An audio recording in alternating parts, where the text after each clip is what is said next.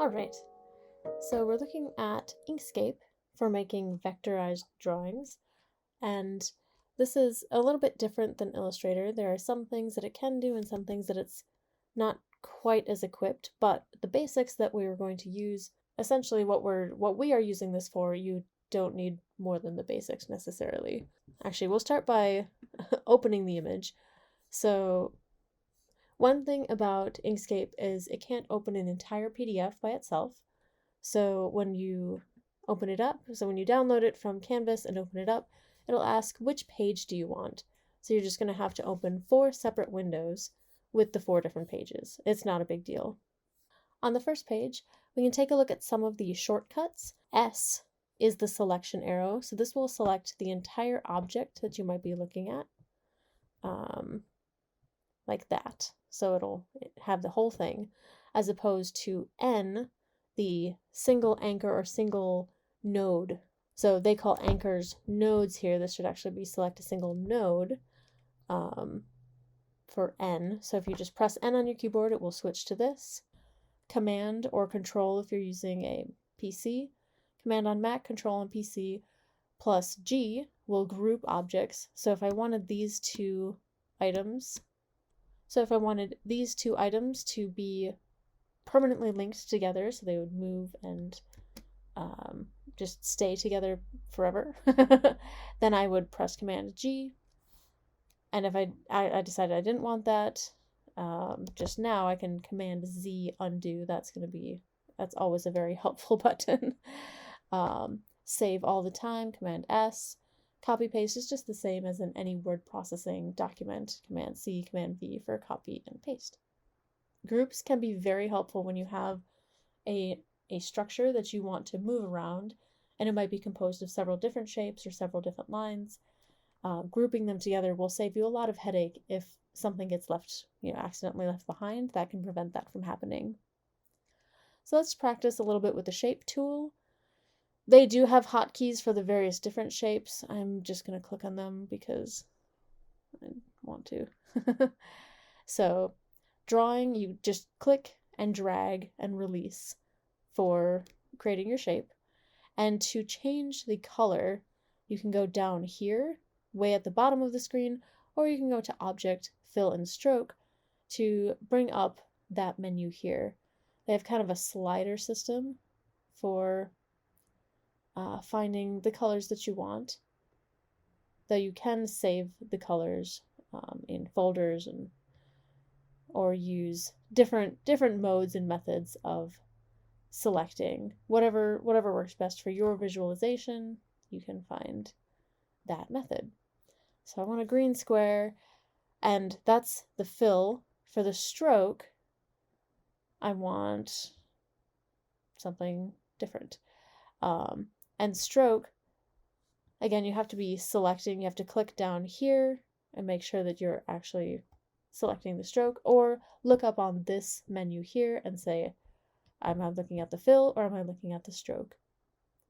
To make your lines thicker, you will need to go to Stroke Style over here and increase the width. You can have pixels or whatever measurements makes sense to you.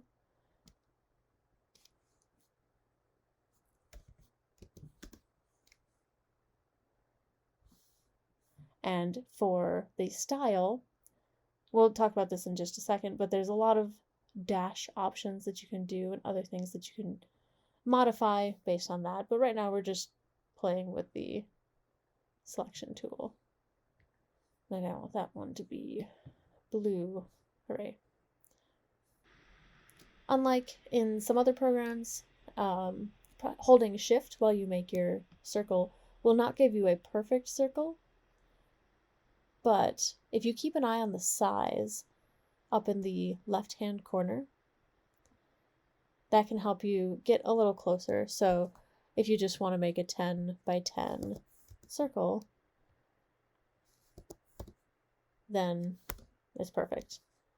And that's how you manage that. For polygon, your automatic polygon is going to be a star, no matter what you make, and you can move these around as much as you want. So you go up to that left-hand corner and change it to a polygon instead of a star shape. Make 6 corners or however many corners you want. Change the style. We want different, just to practice with selecting colors. The pen tool, or the Bezier tool is what they call it, so they use B for the shortcut, is the equivalent to the pen tool in Illustrator, and it works pretty similarly. So if you click on your pen tool or press B to go to that, you can click, click, click. Each time you click without dragging or without sliding your pen or your mouse across the trackpad, that will create a line. So every time you click your mouse, or just simply click without dragging your mouse across the trackpad or indicating that you want to make a curved line, it will automatically make a straight line from wherever your last point was. As you're drawing, it will not release the form until you click on your S tool or release it in some way to show that you are finished drawing, and then it will give a designated stroke that you can then manipulate as you wish. So I'm going to single click at the front of this curve, click and drag in the middle, and whenever you're going for a fairly even curve, any sort of curve, you want to aim for the middle of that space where that curve is happening to get the smoothest run. Single click on 3, 4, we're going to click and drag to about there, 5, 6, and so on.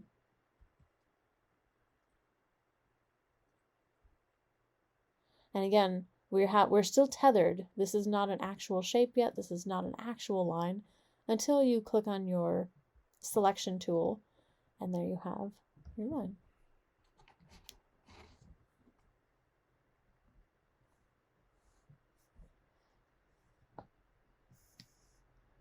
Let's get our Bezier. And as I'm doing something that's a little more flowing, organic, I'm still aiming for about the middle of that curve shape. So curve here, got it in the middle. Now we're curving down, so I'm going to aim for the middle there. Click and drag. And then kind of middle here, click and drag. This doesn't have to line up perfectly, it's just sort of an exercise. But by aiming for the middle of that line, you're creating the smoothest flow possible. I'm going to press S to release it. Let's choose a color. This also, interestingly, it combines the opacity. So when you see these squares here, it means it's more transparent, versus here, it's completely opaque. Right now we're at 50%, or we're at 100% opacity, as opposed to something that's very transparent and light. That can be useful when you're creating layered illustrations. Inkscape's version of the pencil tool is the freehand line, still P, which is nice. And so this, you are then drawing directly. It's treating this as a piece of paper that you are literally drawing on to create your shapes.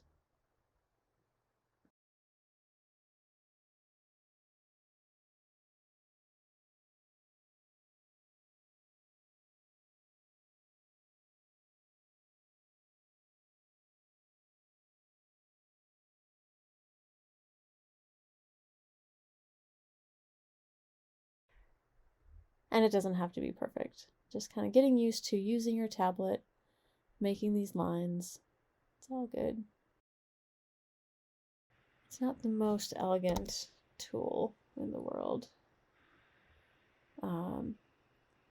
So please do also watch the Illustrator tutorial, and you'll see why I've been having some difficulty with Inkscape because Illustrator has spoiled me.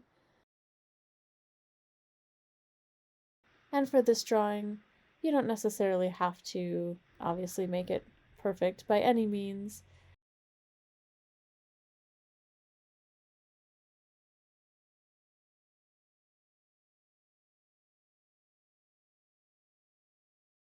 It does the job.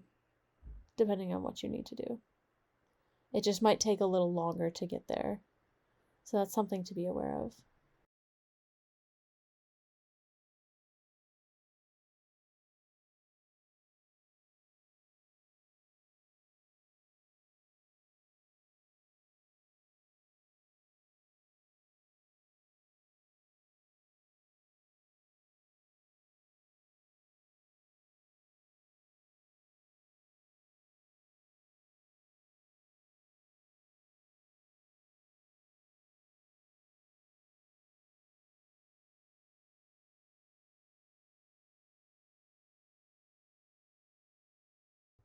Let's go to the stroke style and automatically cap these with a rounded cap and join them with a rounded join. That will just look a little better overall, because right now we have these really hard squares, and we will talk about that in a minute, but it's just a little smoother.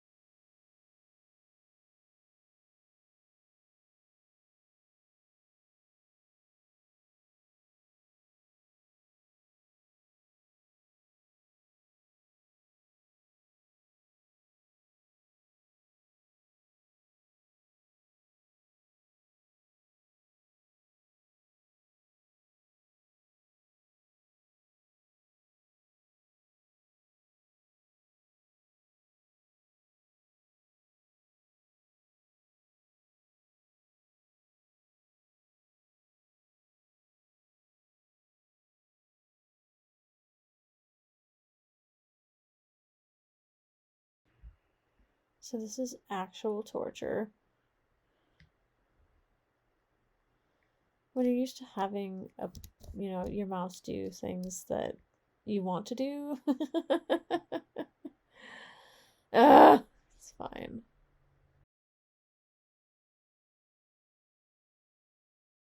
I wouldn't get too fussed about making this nice and perfect or getting all the seedy and things. This is just getting used to using the pencil slash freeform drawing tool of Inkscape. This section of the antenna, we can move that node out. Maybe we want it to look a little closer to the original. Or you can just delete.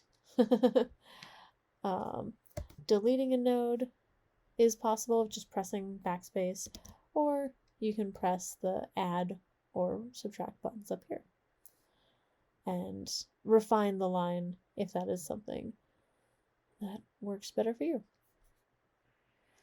So let's make a nice small we'll get it close to the size. We want it to be perfect, so let's do a 100 by 100 circle.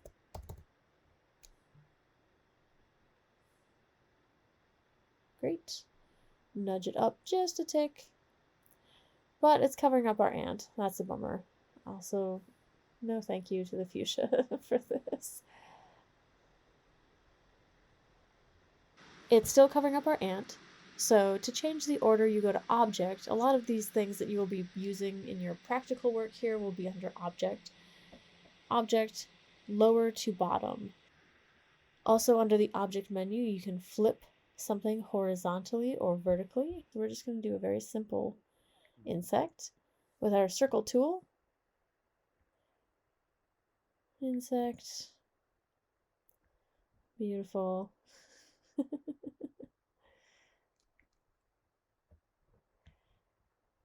And a big old abdomen. So now these aren't quite in alignment. So let's go to our Holding down Shift and clicking multiple objects will put them all in a single group. Up here is our alignment.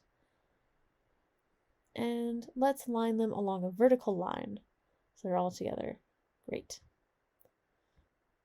Click off to deselect. I'm going to click all of them, and let's just give them a plain stroke. I don't know why it defaults to dashes. It's fine, but it's weird. And let's give this little insect 6 legs.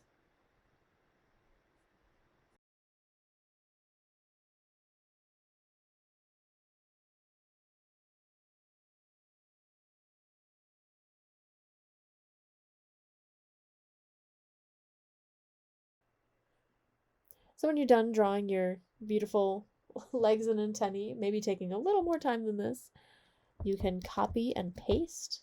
Oh my god. Here we go. Select them all. And object, flip vertical. No, flip horizontal. Just kidding. And what it does, the terminology here is exactly the opposite of Illustrator. Illustrator is referring to flip over the vertical axis to do this type of flip. This is just saying literally flip the items horizontally. And maybe let's move that thorax in front of the legs and the head in front of the antennal joining points. So it looks a little nicer. Object, raise to top. There we go. That's just kind of a brief look at making symmetrical legs and copy paste, making things a little more fun. Work smart, not hard. Under the fill and stroke menu, there are a lot of options here that we haven't fully explored. So draw 6 curves using your Bezier tool, the B pen tool. Okay, there. And make some different decisions. Make them whatever color you want, and try out a variety of these types of structures. You copy paste. So you can copy paste and just get 6. Oh my god.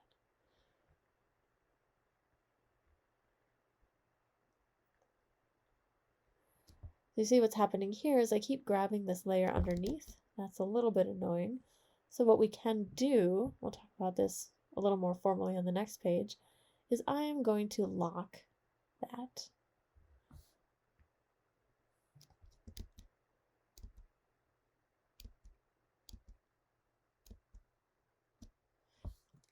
As you are manipulating the new stuff that you are looking at, it might be beneficial because if you accidentally grab a little too low, you might suddenly be moving the demo material, and that can be a little bit annoying. So let's actually lock the layer below. So now I can't actually touch anything that's on that lower layer, and we're going to be working in a new layer. Just, you can name it whatever you want. Digital Inkscape 2, whatever. New layer. Caps lock. So now, when you're drawing, it's still sensing something underneath if you need to do alignment work. Press S to release it. And now we can copy paste a number of different arches to play with.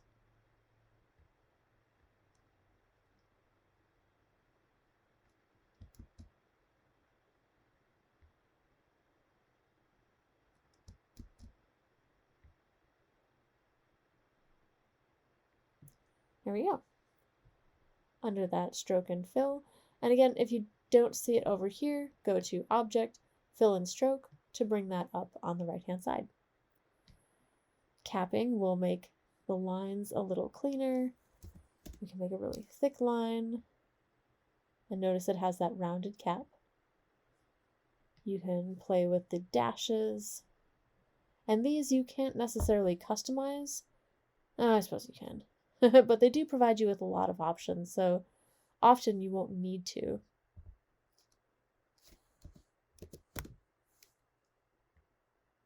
And practice putting a few arrowheads on one end or the other. So this has 3 options for arrowheads. You have an arrowhead going in one direction, an arrowhead, let's make that a little thicker, going in the other direction of whatever style you may want. And what this center one does, this is a little bit unusual. What it does is intervals of arrows. The middle arrows require there to be more than 2 nodes. This is just a simple arc that we made. So if we add a node in here, which we need to use our add button, then it'll create extra nodes and put an arrow at the node if you have this middle one selected. The utility is moderate, I think.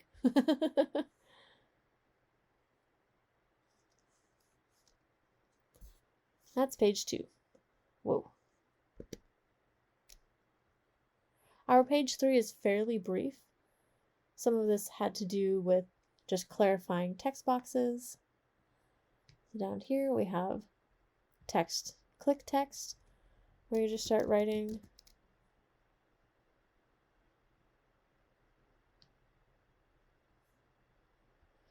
And then you can stretch and squash that. There we go. And so then you can toggle that back and forth and change where the text is sitting, not necessarily the size of the text. For layers, we talked about that briefly. If you want to just click and see your layers, there's this little stack of paper right here. And that will bring up your various layers, whether it's visible, whether you want to see that layer or not, or if you want to lock it and make that uneditable so that you don't accidentally move things around that you don't want. Adding a new layer just down here, and you can get rid of things that you don't need. Just don't forget that you locked a layer, otherwise that leads to frustration. For the alignment, we looked at that just a little bit with the ant. But let's unlock this for a second. Great. We're going to select all of these dashes that are sort of all over the place and go up to our alignment button, which is up here on the top bar. There we go. So now you can align them however you want. You want them all together in a nice line, and we want to distribute the spacing so they're evenly spaced. And there we go. There's a bunch of options and little small variations that you can explore, but that is good for here.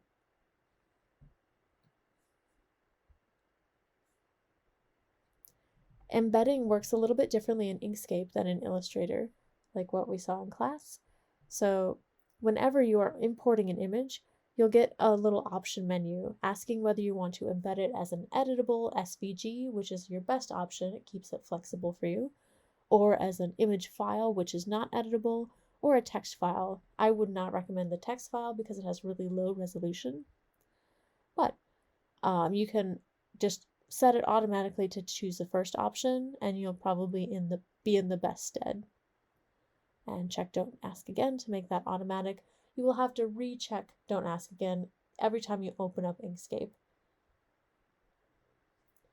Now, tracing your bitmap, this theoretically is supposed to, if you go to Path, if you highlight your image you want to bitmap, Path, Trace Bitmap, it's supposed to act like image trace in Illustrator and make this into something that is vectorized, that you can then resize and not have any loss and have wonderful whatever. But I have gotten it to work once and I have no idea what I did. So there's a lot of different settings to try and mess with. I would not worry about this in Inkscape. It is not Inkscape's forte. It is not very good at whatever it claims to do here. So you can try messing around with these couple of images and see if you can get there to be something here at all, ever have it do anything. But don't go crazy with it. This is not a feature you'll be using in Inkscape because, like I said, Inkscape is not good at it. The one time I got it to work, it looked interesting. We'll leave it at that. So just a few things on this page of little exercises. And to sort of wrap things up, these are the skills that we want you to take home from this, is practicing using the pencil tool, making freehand lines, and the pen tool or the Bezier tool to make something that's a little more point-to-point guided, especially with something like an insect wing. There's a lot of tradition in drawing insect wings to get these exact veins the way that they should look. And the reason for that is that some insects can be identified by the very patterning of these veins. So being able to reproduce them very well from a specimen or a really nice scan or photograph, that can be pretty important. So go through, use your Bezier tool to outline the kind of the subtle arcing of this fly wing. Make your choices about where to draw your lines. Oh, maybe not that one. And it does not have to be perfect, but it is nice to get as close as you can, especially for this exercise, which is a little more formal. And once in a while, I'm going to release it so that I'll press S or whatever for select just to release and make that a shape before I go back into the B, the Bezier tool, and go with another series of veins. Because this will not be all one shape. It'll be a series of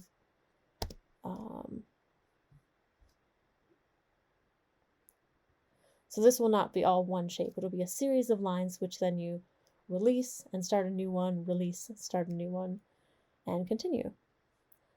As opposed to the pencil tool or the freeform drawing tool.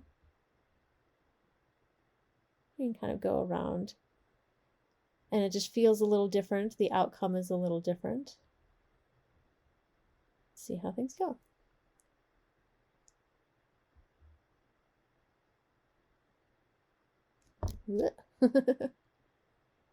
So please complete these 2 fly wings. And I would like to hear about your experience with each of those, with each of these tools with this specific. Maybe it felt different when drawing the ant, if that was a really successful experience for you, and this maybe a different tool is warranted. Yeah, that sort of thing. So just keep on playing around with these shapes and these tools. And I'd like to actually, in your response paragraph, and by paragraph I mean like a few sentences, nothing formal, but just let me know what you thought of pencil, the freehand line tool versus the pen tool in some of the exercises we did in your previous experiences, specifically for this fly wing. What were your thoughts and experiences? What might you use in the future? What do you want to work on? And yeah, because we're always learning something new about the tools that we have, and some things work better for certain functions than others. So that might be something worth exploring. So I'd like to hear your reactions. With that, thank you very much, and see you in the next one.